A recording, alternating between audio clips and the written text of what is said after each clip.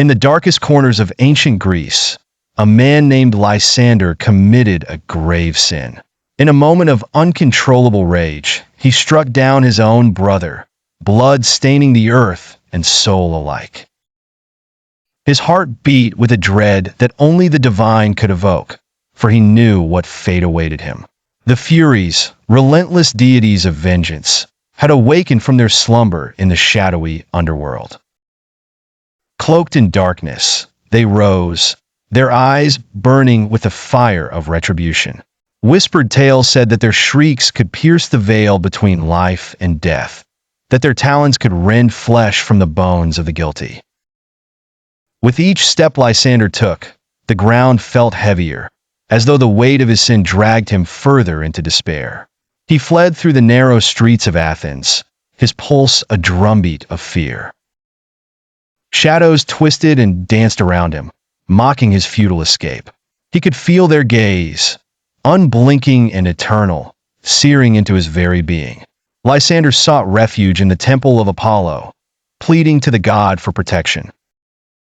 But Apollo, with a visage as cold as marble, turned away, for even the gods could not shield a soul marked by such heinous transgression.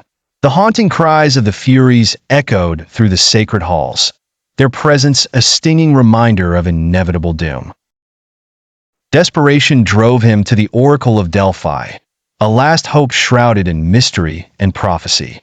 The Pythia, with eyes clouded by visions, simply whispered, "There is no escape from the Furies, only atonement." Her words were the final tolling bell of his fate. Lysander's mind raced, searching for an impossible salvation. He ventured into the desolate wilderness, hoping to outrun divine justice. Days turned into nights, and the relentless harbingers of vengeance pursued, their form neither living nor dead but something in between, a manifestation of primal justice.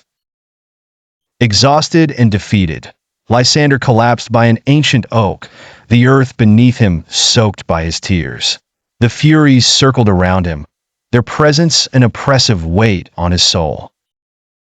They chanted in a language of the ancients, a dirge for the doomed. In his final moments, Lysander understood the gravity of his sin, the blood that bound him to unforgiving fate.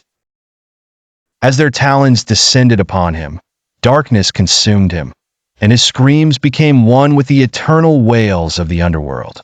No sin went unpunished, and the Furies, ever watchful, ever merciless, claimed yet another soul for their legion of the damned.